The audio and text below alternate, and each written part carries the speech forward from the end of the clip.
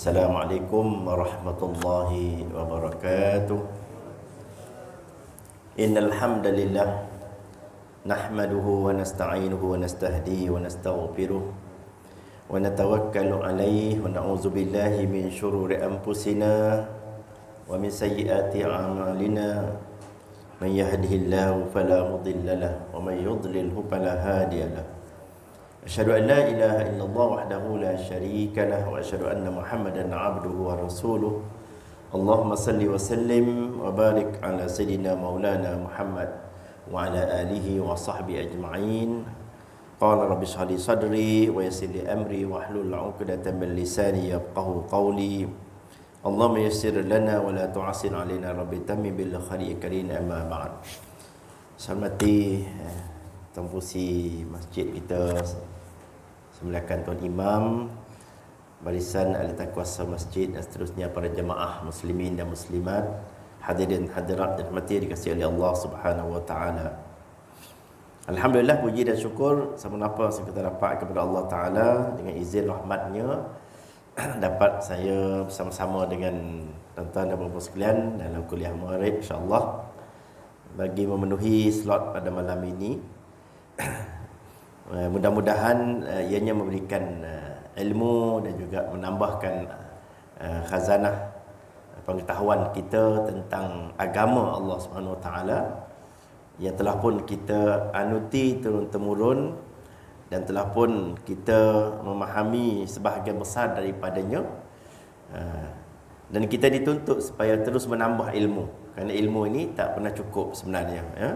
Siapa yang merasakan dirinya telah alim, kata Imam Ghazali, dialah orang jahil sebenarnya, ya. Jadi itulah hakikatnya. Tiap kali kita dengar kuliah, ya, kita dengar memberikan ceramah, kita akan merasai ada benda-benda baru yang kita tak pernah dengar.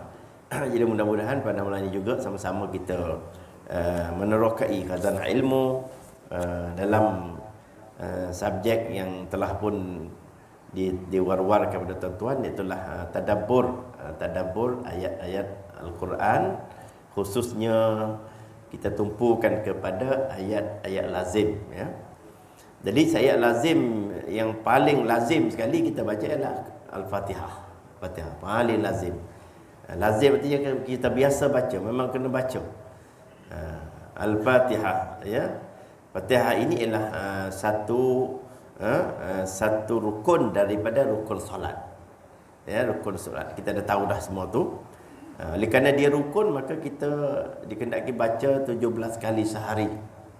Kalau kita semayang fardu sahaja, ya, kalau ditambah dengan sunat maka banyak lagi lah kita baca Al-Fatihah ini, dan kita ulangi dia. Sebab itu Al-Fatihah ini digelar sebagai sab'ul masani, 7 ayat yang diulang-ulang. Sab'ul masani, ya, ini dikatakan Al-Fatihah.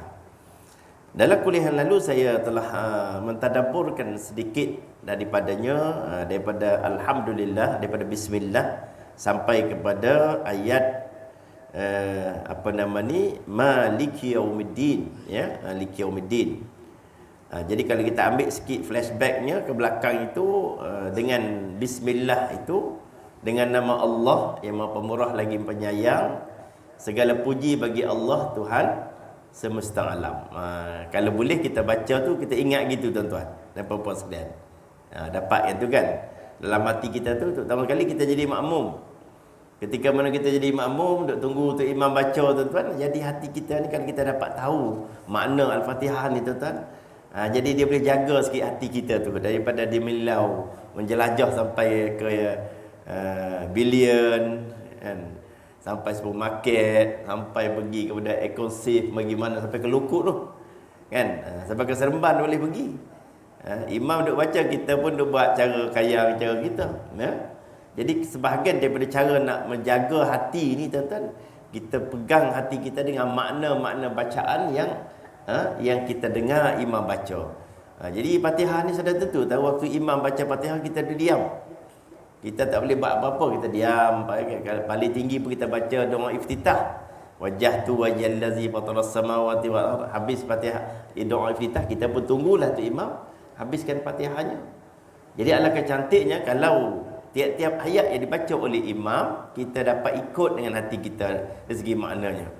Imam kata alhamdulillahi rabbil alamin, segala puji bagi Allah Tuhan sekalian alam, ar-rahmanir rahim. Apa ar-rahman? Tuhan yang maha pemurah lagi maha penyayang. Kan sedap itu kan. Maliki yaumiddin. Raja pada hari kiamat. Macam tu ingat gitulah senang. Ya. Maliki yaumiddin, Malik kan kita al-Malik Fahad. Al-Malik Jalalatul Malik. Ini raja. Raja bagi segala raja Allah. Maliki yaumiddin. Raja kita hari ini raja di dunia saja, tapi raja Allah raja sampai ke akhirat. Betul bila berlaku kiamat Allah tanya limanil mulkul yaum, hari ini siapa yang jadi raja? Lillahil wahidul qahar. Tak ada seorang nak jawab kerana semua dah meninggal dunia masa tu. Maka Allah tanya siapa yang jadi raja hari ini? Kan? Tak ada seorang nak jawab, dah mati semua, nak jawab macam mana? Maka Allah jawab lillah. Raja hari ini lah milik Allah. Yang maha esa lagi maha perkasa. Itu kan kita jawab macam tu ya. Jadi kita sambung malam ni iyyaka na'budu wa iyyaka nasta'in. Kita dah tahu dah mana tu, akan dikaulah kami sembah, akan dikaulah kami minta tolong. Kan? Akan dikau kami sembah. Ya. Kenapa kita pakai kami? Walaupun kita seorang tuan. Kan? Kita baca seorang, kenapa Allah kata siapa yang ajar kita ni? Fatihah ni siapa? Daripada mana? Daripada Allah kan? Allah yang turunkan Al-Fatihah. Allah menggunakan kami ni, maknanya Allah tu mengajar kita supaya kita ni cakap jangan aku lah kan. Kata kita kadang-kadang siapa buat ni? Ini aku yang buat ni. Ya, jadi kalau aku dengan kami apa beza tuan-tuan? Dia kami ni lebih tawaduk. Betul tuan-tuan? Siapa buat ni projek depan ni? Kami ya, ramai-ramai. Kami tu ramai kan. Ini aku ni buat ni aku tu. Tak boleh comel kan. Dia ke mana yang menanjak ke keakuan kita tu. Ya. Jadi kami, Allah Taala mengajar kita begitu. Akan dikaulah kami sembah. Akan dikau kami minta tolong. Sedangkan yang baca seorang pun dia tak kata kami juga. Kadang-kadang Allah guna kata kamilah Allah. Allah katakan kami, maknanya Allah tu esa. Tapi memang Allah membahasakan zatnya dengan perkataan kami, mengajar kita supaya kita ni sentiasa berada dalam keadaan tawaduk, merendah diri walaupun kita berada pada sesama kita, walaupun kita pangkat lebih besar, walaupun kita dalam keadaan yang tertentu kita rasa-rasa kita ni lebih tinggi protokolnya kan. Tapi kita tidak begitu. Jadi ia akan na'budu tuan-tuan, saya ambil sikit masa kalau gitu mengikut tafsir Nurul Ihsan, dikata akan dikaulah kami sembah pada ibadat kami daripada sembahyang dan puasa dan zakat dan haji dan lain-lainnya. Jadi tafsir Nurul Ihsan dia urai begitu, dia kata akan dikau kami sembah pada ibadat, ya. Pada ibadat kami daripada sembahyang, puasa, zakat dan haji. Dia bagi contoh. Na'budu artinya kita ibadat. Akan dikau kami ibadat. Sebab tu kita ibadat tuan-tuan tak boleh kerana orang lain. Sikit pun tak boleh. Ada share sikit saja ibadat tuan-tuan, hancur kita punya ibadat kita. Baik sembahyang kita, baik puasa kita, baik zakat, baik haji. Betul-betul kena lillahi ta'ala. Sebab itu kita diajar dalam niat. Kan, niat sembahyang, usalli fadal maghribi salasa raka'atin adaan lillahi ta'ala. Saja bulan puasa, nawaitu sawma ghadin an ada'i fardhi syahri ramadan fi hadhihi sanati lillahi ta'ala. Kalau haji, nawaitul hajj wal umrah wa ahramtu biha lillahi ta'ala. Semuanya di ujung tu dia kait dengan lillahi ta'ala. Apa tujuannya tuan-tuan? Apa tujuan tu? Ya, supaya nak ikat hati kita. Sebab tu kita ni ada orang ni, ni saya baca khutbah tentang yang geng-geng Wahabi ni, dia kira usolli pun tak boleh tuan-tuan. Usolli pun tak boleh. Usolli bid'ah. Allahu akbar. Kalau gitu kitab-kitab fiqh yang tuan-tuan guru duk tulis tu semua dah sebut usolli semua tuan-tuan. Daripada perukunan, tuan-tuan ingat perukunan? Ya, mengajar sembahyang, maniatul musalli. Nak buat pada Syekh Daud Al-Fatani, masya-Allah, bukan orang jalan-jalan tuan-tuan. Dia tulis usolli. Apa tujuan usolli? Dia sebut lafaz tu. Memang lafaz tu bukan kita niat tu dia memang dalam hati, tapi lafaz itu. Lafaz itu artinya yang kita sebut dengan mulut bagi memberi peringatan kepada hati. Takut-takut kadang-kadang kita pergi nak sembahyang zuhur, kadang-kadang pergi niat waktu asar. Jadi kita sebut waktu usolli waktu zuhri dengan sendiri. Oh, aku ni solat zuhur ni. Jadi kita niat saja ke sampai waktu zuhur, mudah kan? Mudah kan apa? Mulut telah sebut memberi peringatan pada hati. Itulah. Itu pun sunat, tuan-tuan. Tak nak sebut pun tak apa. Yang hidup kelahi bab sunat ni. Kita pergi, boleh tak tuan-tuan? Kita pergi Allahu Akbar. Boleh tak? Kan? Tak ada usolli, boleh tak? Boleh kan. Cuma sunat kita sebut tu kerana memberi peringatan kepada hati kita supaya dengannya kita mudah untuk melaksanakan niat. Itu. Jadi balik pada tuan-tuan, lillahi ta'ala. Sebab tu katanya iyyaka na'budu, akan dikaulah kami sembah, artinya kita sembah Allah Ta'ala dengan segala kebesarannya, keagungannya, zat yang maha perkasa, sifat-sifat yang maha mulia. Yang kita belajar sifat 20 tu tuan. Belajar sifat 20. Kita bayang Allahu Akbar, Allah maha besar. Besar macam mana? Besar itu dipanggil zat. Allah tu zat yang terkaya. Ya. Kalau kita tanya apa definisi Allah? Siapa boleh jawab malam ni, saya bagi RM1. Murah sangat kan. Bagi RM1 tuan. Apa makna Allah?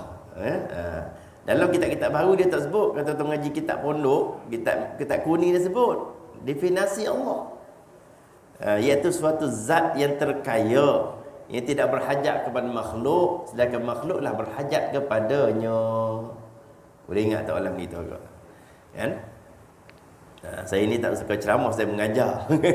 Ceramah ni kan, ceramah ni bagi orang lain muda-muda lah, tua-tua ni dia mengajar macam tu je lah. Okay? Suatu zat yang terkaya, yang tidak berhajat kepada makhluk, sedangkan makhluklah berhajat kepadanya. Arti zat itu, Allah ni zat, ya, ada Allah ni Allah, ya. Cuma Allah tak zahirkan zat dia aja. Kalau dia zahir boleh nampak. Macam Tuhan-Tuhan agama lain, dia zahir kita pergi dekat kuil Hindu, nampaklah Tuhan dia. Duduk berselo, ada yang duduk kan, ada yang tangan lapan, ada yang rupa macam Hanuman, ada macam Sri Rama, ada macam apa nama ni, kepala gajah mana kan, ada kan. Itu zat Tuhan dia.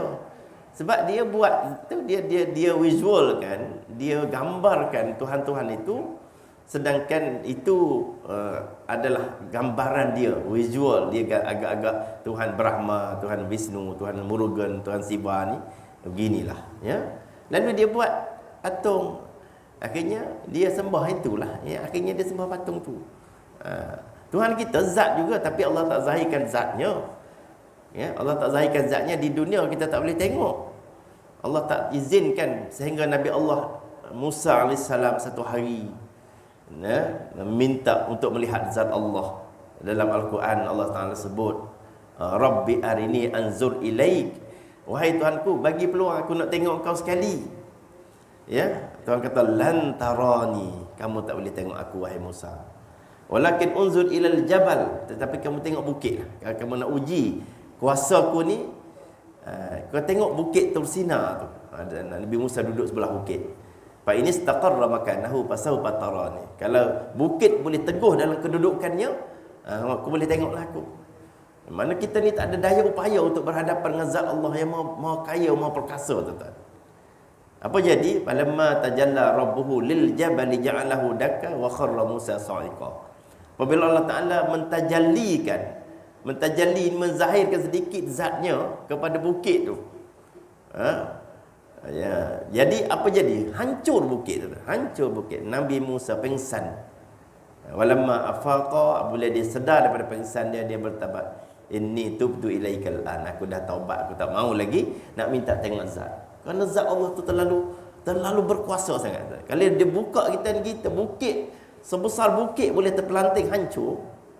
Ya, saya tengok gambar waktu kan orang ambil gambar Bukit Tursina. Dia tinggal bawah dah, atas semua dah tak ada. Ada tuan-tuan, bukit tu kan tak ada. Ada. Tengok gambar orang ambil lah. Ya, orang ambil video gambar, kita tengok situ. Jadi kita tengok kebesaran Allah begitu sekali. Inilah panggil zat Allah, zat yang terkaya. Tetapi Allah ni dia kita boleh kaji sifat dia lah. Sebab tu kita mengaji ilmu akidah ahli sunnah wal jamaah, dia tak suruh kaji zat. Zat Allah tu jangan duk kaji. Kita tak boleh nak kaji zat Allah. Tinggi mana ilmu kita, tinggi mana sains teknologi kita nak pergi scan kan, nak buat satellite, nak suluh Allah Taala di mana mana tak jumpa. Sebab itu bukan cara Allah begitu. Sebab Allah Taala menguasai alam, Allah Taala menjadikan semua ada pemabini Allah Taala jadikan. Maka kita disuruh kaji sifat. Itulah timbulnya ilmu sifat 20 dalam akidah ahli sunnah wal jamaah, aliran manhaj Imam Abdul Hasan Al-Asy'ari, Abu Mansur Maturidi. Dia suruh kita belajar sifat 20 kan. Belajar dah tu dulu kan. Belajar dah tu insya-Allah. Cik-cik dulu belajar lama dah lupa baliklah kata. Wujud, qidam, baqa, mukhalafatul hawadis, qiyamu bi nafsihi wahdaniyat, qudrat, iradat, ilmun hayat, sama basar kalam ya. Kata Abu Hasan Al-Asy'ari, ingat 13 pun dah okeylah. Abu Mansur Maturidi kata kena ingat 20 kan. Jadi kita ni nak kena ambil cuti 2 hari lah, kena hafal. Cuti 2 hari. Yang belum pencet, dah pencet tak payah cuti lah. Hari dah kan. Cuma itu kita bilang sifat, kita bawa sifat Allah itu pada diri kita dalam kehidupan seharian. Barulah betul-betul kita menjiwai sifat Allah. Ya. Kalau kita kata Allah tu melihat, Allah Ta'ala itu sama basar, Allah Ta'ala maha mendengar, maha melihat. Kita kena rasa dalam hidup kita ni Allah maha mendengar, Allah maha melihat. Allah melihat apa perlakuan kita, Allah mendengar segala bisikan hati kita sebagainya. Dan kita disuruh menghayati nama-nama Allah. Berapa nama Allah? 99 ya? Nabi kata lillahi tis'un wa tis'una isman mi'atun illa wahidah faman ahsaha dakhala al-jannah. Bagi Allah itu ada 99 nama, 100 tolak 1 Nabi kata. Nabi tengok cara matematik, 100 tolak 1 berarti 99 lah. Siapa yang menguasainya, dia hafal, dia kuasainya, dia boleh masuk syurga. Masya-Allah. Nak masuk syurga tu bukan payah pun. Ingat si nama Allah 99 dan bawa nama Allah dalam penghayatan hidup kita. Insya-Allah. Dan Allah, kalau kita ni masalah rezeki, payah rezeki ni, kenapa berniaga pun tak untung-untung ni kan. Lama duk kerja macam nu je kan. Sebutlah Ya Razzaq, Ya Razzaq banyak-banyak. Itu maksud menjiwai, bawa nama Allah dalam hidup kita. Ya Razzaq, Ya Razzaq, Ya Fattah. Kan? Kita ni belajar payah nak ingat kan. Payah ingat. Nak apa sifat 20 pun lama tak ingat-ingat lagi. Ya Fattah, Ya Alim, Ya Alim. Allah memberi nama 99 dan mewakili saya, pada pandangan peribadi saya, mewakili 99 permasalahan hidup manusia.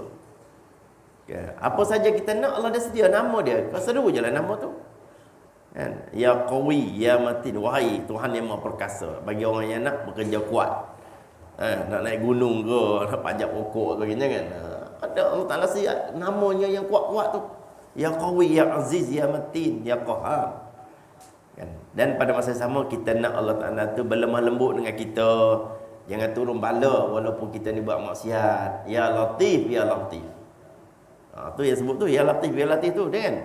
Di Negeri Sembilan ni Ya Latif tu dijadikan wirid pada setengah surau. Saya tengok Ya Latif, Ya Latif, Ya Latif. Apa makna Ya Latif? Wahai Tuhan yang maha lemah lembut. Allah Ta'ala ni lemah lembut, artinya dia tak cepat nak balas dendam, tak cepat nak turun bala walaupun kita melakukan benda-benda tak elok dengan Allah Ta'ala. Allah tak segera menurunkan bala dengan sebab kita rajin baca Ya Latif, Ya Latif ya. Itulah tuan-tuan. Jadi ini kita sembah Tuhan macam ni lah. Maka iyyaka na'budu tu kalau boleh kita sampai ke peringkat tu kan, akan dikalah kami sembah. Sembah apa? Sembah Allah. Allah macam mana? Allah suatu zat yang, ingat tak tadi? Suatu zat yang terkaya. Terkaya artinya tak ada lagi orang lebih kaya pada Allah. Sebab tu terkaya.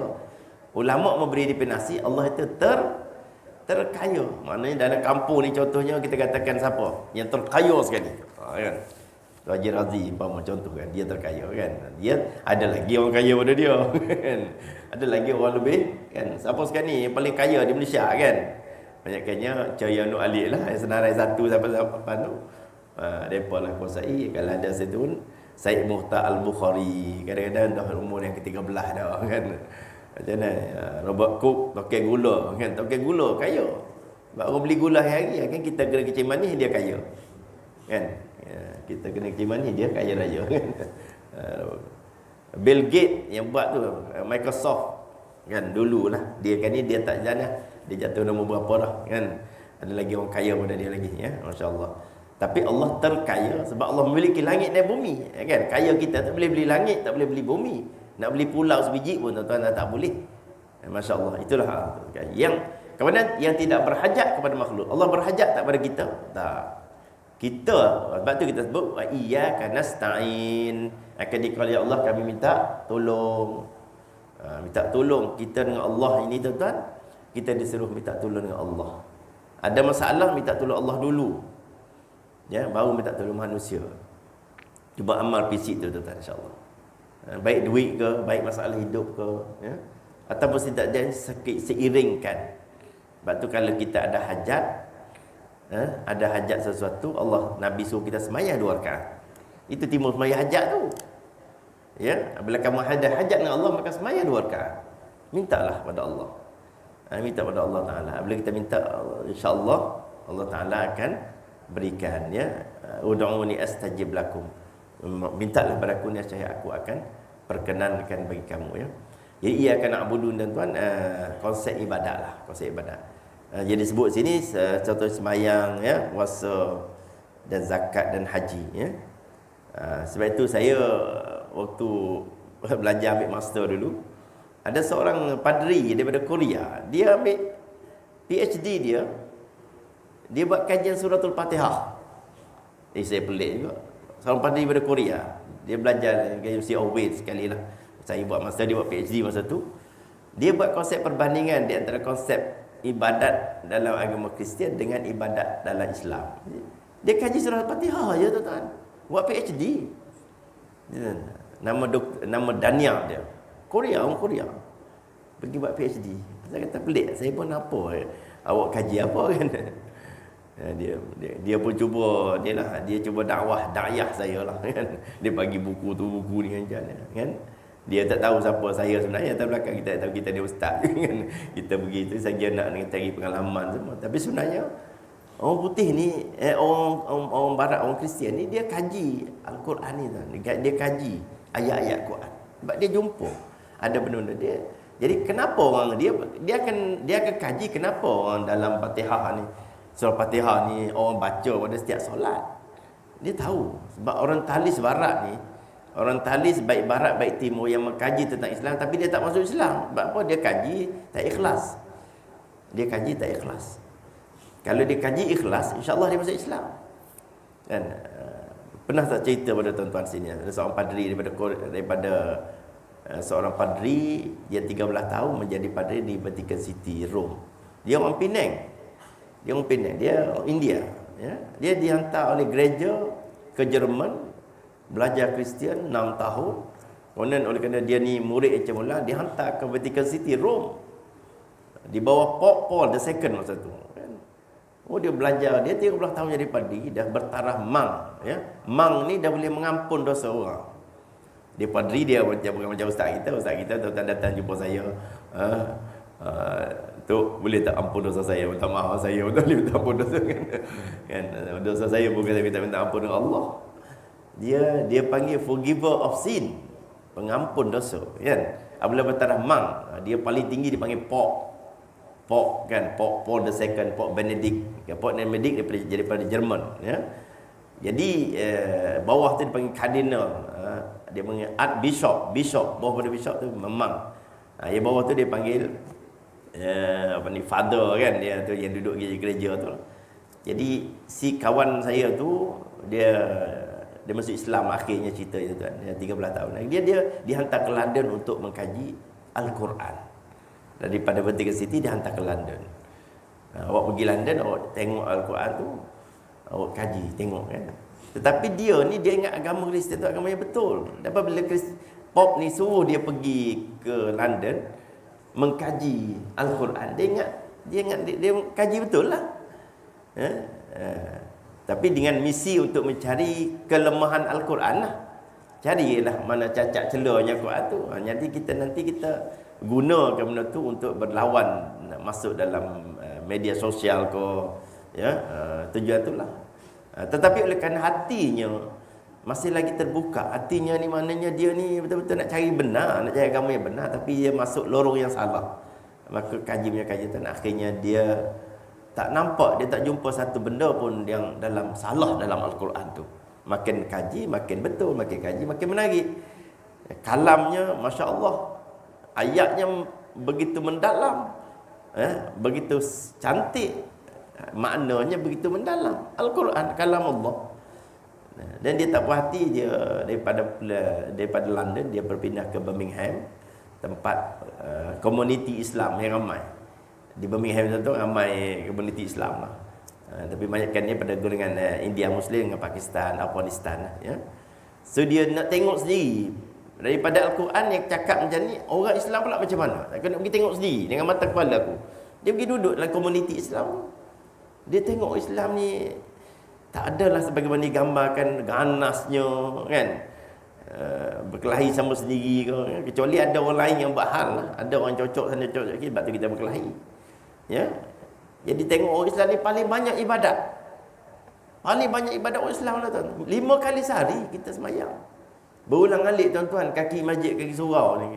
Memang 5 kali sehari tuan akan datang, ya. Kalau tidak paling lekeh pun tuan-tuan, subuh dengan maghrib isyak subuh 3 kali sehari kita datang. Berbanding dengan dia orang di gereja, dia seminggu sekali je rehat. Ya, itu pun tak ramai yang dia pergi. Akhirnya gereja naik utang belantara, naik akhirnya menjadi usang. Dan di United Kingdom lebih pada 500 gereja telah dijual kepada orang Islam. Orang Islam ambil buat masjid. Jadi waktu saya di sana, banyak saya sembahyang di dalam gereja yang telah buat asalnya gereja. Dia tengok kiblat dia boleh tahulah. Sebab asal dia bukan dia, masa dia buat gereja dia bukan ukur kiblat. Macam kita nak buat masjid, kita dah ukur kiblat ke sini, kita buat siap-siap. Kita pelik. Ya, teruk betul orang Kristian ni. Dia boleh jual gereja dah tuan-tuan kan. Kita sebagai orang Islam tak ada lagi orang lelong masjid, dia tak tahu lelong. Kan, masjid untuk dijual. Tuan-tuan tengok tak iklan tu? Saya tak nak jumpa lagi. Surau untuk dijual, tak ada kan. Seteruk-teruk kita pun kan, paling tidak pun ada 4-5 orang, 5 orang, 7-8 orang ada setiap kali azan kan, ada pergi sembahyang, ya. Itulah. Itu maksud tuan-tuan. Jadi balik pada cerita tadi tuan-tuan, oleh kerana dia ada keikhlasan hati nak mencari agama benar, Allah bagi petunjuk. Allah bagi. Tetapi kalau dia tidak ada niat, daripada awal lagi dia memang nak cari hentam Islam, maka dia tak, Allah Ta'ala bagi petunjuk. Inilah ya. Jadi ingat tuan-tuan, iyyaka na'budu wa iyyaka nasta'in. Dikala kami sembah Allah macam mana? Allah memiliki zat yang maha perkasa tadi, yang memiliki sifat-sifat yang sempurna, sifat yang wajib kita ketahui, 20 sifat tu. Dan Allah memiliki 99 nama, kan? Siapa yang menguasainya, kata Nabi, maka dia dapat masuk surga, ya. Jadi Allah ni jugalah akan kita minta tolong. Na'budu wa iyyaka nasta'in. Kita minta tolong. Minta tolong manusia. Manusia cepat, orang katakan istilah apa yang fed up dengan kita. Ya. Kita ni kalau kita minta tolong, jadi jiran kita lah, kita minta tolong, minta pinjam duit. Kali pertama mungkin dia bagi lagi, kali kedua kan dia rasa lain lah. Jangan pinjam duit, pinjam cangkul pun cukup lah tu. Cangkul, pinjam cangkul kejap. Besok pinjam lagi. Mari hari ketiga, tak kerti nak beli sendiri ke? Dia guna pasal kan. Itu kita ni. Manusia ni dia cepat berubah kan. Dia cepat ada itu. Tapi Allah Ta'ala dia suka dengan kita meminta. Ya. Ud'uni astajib lakum. Doalah padaku, mintalah padaku, aku perkenankan. Aku perkenankan Allah. Dia suka mendengar rayuan-rayuan. Sebab tu kita doa pas maghrib tu kan, baca maghrib, pas isyak, pas subuh. Imam duk baca doa yang sama je. Betul tak? Doa lebih kurang tu je. Pusing kot tu, pusing kot ni. Kadang-kadang dah 10 tahun dia jadi imam. Doa tu je dia baca. Tapi doa tu lah yang kita duk minta tiap-tiap hari. Betul tak?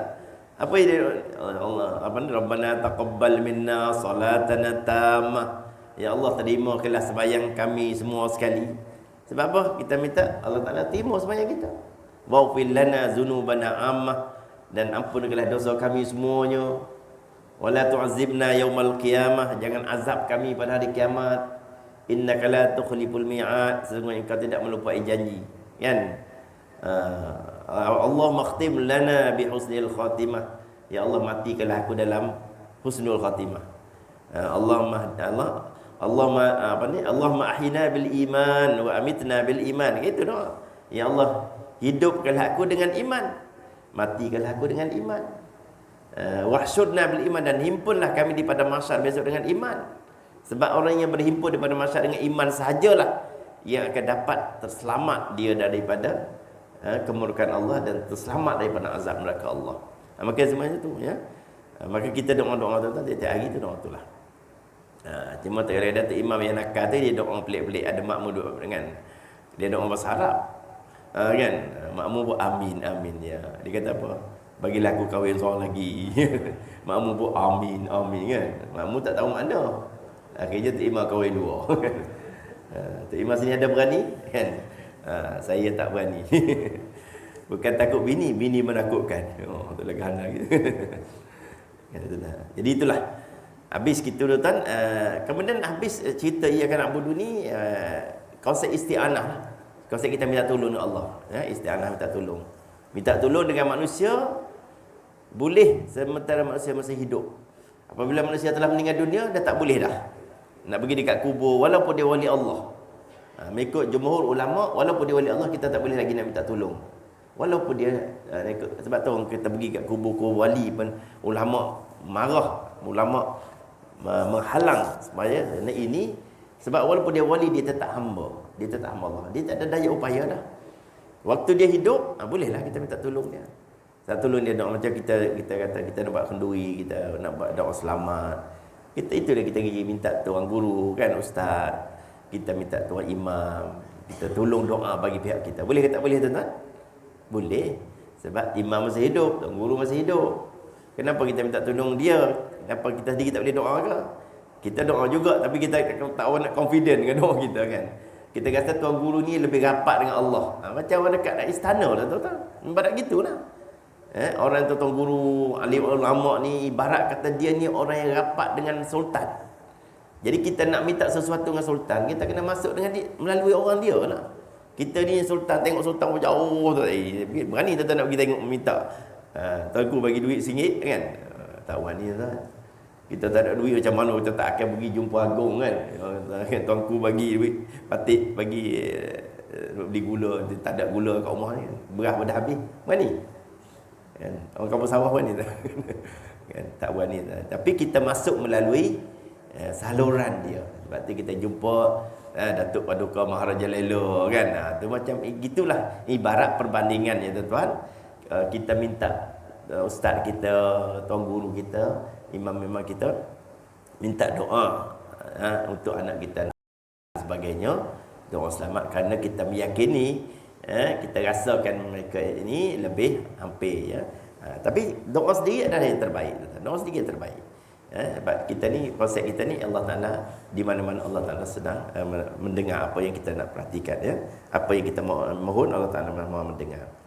Kemudian seterusnya apa ni kata Syekh Tafsir Nurul Ihsan ni dikata, dan akan dikaulah kami minta tolong itu atas tauhid kami dan iman. Kita minta tolong ni, kata Syekh ni dalam Tafsir Nurul Ihsan ni, yang saya baca ni Tafsir Nurul Ihsan, ya. Dia kata kita nak minta tolong Allah ni, jangan segera nak minta tolong benda-benda duniawi. Minta tolong tauhid dan iman tu dulu. Kita kena utamakan minta macam tu. Sebab tu kita berdoa, tuan-tuan, ya. Allahumma hdina bi hidayatika amin, ya muqallibal qulub sabbit qulubana. Boleh sambung, sabbit qulubana ala dinika wa ala ta'atika subhanaka inni kuntu minaz zalimin, kan. Kita minta Allah Taala tetapkan iman kita, macam itulah. Sabit qulubana, sebab ya muqallibal qulub, wahai Tuhan yang membolak-balikkan hati, ya, tetapkanlah hati kami dalam iman. Tu minta yang tu dulu tu. Sebab tu dia kata minta tolong sini, dia kata minta tolong atas tauhid kami dan iman. Dia suruh minta tolong benda tu dulu. Dalam doa, tuan-tuan, kita mendahulukan, kita minta tolong benda-benda macam tu dulu. Minta Allah Taala perkukuhkan iman kita, akidah kita, ya. Dan apa lagi lepas tu dia kata, dan takut dan harap. Kita minta bagilah, jadilah aku ni orang yang bertakwa. Bertakwa itu makna orang yang takut kepada Allah, ya.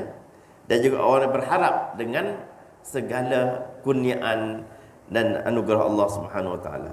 Dan ikhlas ibadat bagi engkau. Kita minta supaya jadikanlah aku ni orang yang ikhlas beribadat. Jadi minta tolong tuan-tuan, minta tolong benda tu dulu. Dalam iyyaka nasta'in wa iyyaka nasta'in tu.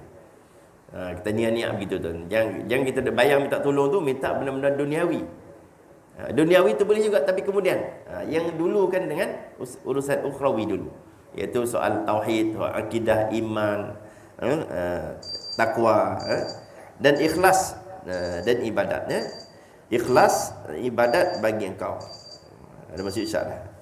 Kita berhenti itu tak ada sih. Razia kan. Jadi kita sambung tahun depan pula, tahun depan pula dah. Dengan minggu depan pula insya-Allah atau minggu berikutnya. Jadi saya habiskan sikit ya. Saya habiskan sikit ni kita ia akan start dan ikhlas ibadat dan pada memperbanyak ke zikir lidah dan hati. Ya, kita minta tolong Allah Taala tu supaya kita menjadi ikhlas dalam ibadat dan banyak berzikir kepada Allah. Kita minta Allah Taala bantu kita dalam berzikir kepada Allah, baik dari segi lidahnya dengan hati dia. Dan bersihkan akan dia, akan hati kita ni, dan rindu kepada Allah Taala semata-mata. Kerana asal hati kita itu katanya itu ialah sangat bersih, maka ia akan menutup hati kita itu ialah debu percakapan yang sia-sia dan dosa, dan pekerjaan maksiat yang menyebabkan jadi titik hitam, yang menyebabkan hati kita jadi tertutup. Ya, asalnya hati itu bersih. Jadi kita minta Allah Taala bersihkan hati kita, banyak berzikir kepada Allah. Maka itulah dikatakan iyyaka na'budu wa iyyaka nasta'in. Maka tiada suatu amalan pun yang boleh bersihkan akan hati kita itu melainkan zikrullah dengan lidah dan hati, ya, sampai jadi bersih dan dapat melihat alam ini dan juga segala kebesaran Allah Subhanahu wa taala. Jadi insyaallah kuliah akan datang kita ambil insyaallah kita habiskan Fatihah. Jadi Fatihah ni saya ambil masa panjang sikit kerana dia amat penting sekali tuan-tuan, amat penting sekali kerana kita hari-hari kita baca dan kita ulang, ya. Jadi insya-Allah kuliah akan datang kita akan ambil ihdinas siratal mustaqim. Kita tengok pula konsep hidayah. Konsep hidayah ni, hidayah ni paling sangat-sangat menarik tuan-tuan apabila kita sebut hidayah. Yang jadi kita nanti insya-Allah saya akan perincikan hidayah, apa konsep hidayah, apa makna hidayah, ya. Bagaimana kita nak mendapat hidayah Allah dan nak mengekalkan hidayah Allah Taala ni dalam kehidupan kita seharian, supaya kita tidak menjadi orang yang terseleweng, ya, tidak lari daripada prinsip akidah Ahlussunnah wal Jamaah. Di sinilah kaitannya dengan akidah Ahlussunnah wal Jamaah insyaallah, ya. Jadi to be continue bila-bila tu insyaallah kan.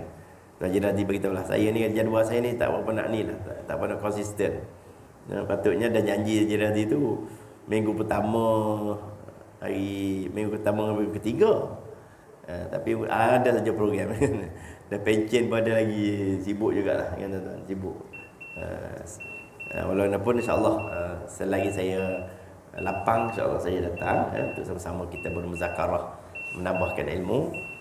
Mudah-mudahan sikit sebanyak apa yang saya celoteh kepada malam ini tuan-tuan memberi manfaat kepada saya sendiri dan kepada jemaah sekalian. Yang baik itu kepada Allah Taala, yang tidak tepat daripada kelemahan saya sudahi dan aqulu qauli hadza wa astaghfirullahal azim li wa lakum. Wassalamualaikum warahmatullahi wabarakatuh. Auzubillahi samil alim minasyaitonir rajim. Bismillahirrahmanirrahim. Alhamdulillahil alamin. Wassalatu wassalamu ala Rasulillah wa ala alihi washabihi ajma'in. Allahumma hdina bihaqqi hidayatika amin. Ya muqallibal qulub, tsabbit qulubana ala dinika wa ala ta'atika subhanaka inna kunna minaz zalimin. Rabbi zidna ilma warzuqna fahma. Allahumma iftah alaina hikmataka wanshur alaina min khazaini rahmatik ya arhamar rahimin. Wa sallallahu ala sayidina Muhammad wa ala alihi wa sahbihi ajma'in. Walhamdulillahirabbil alamin. Taqabbalallahu minkum.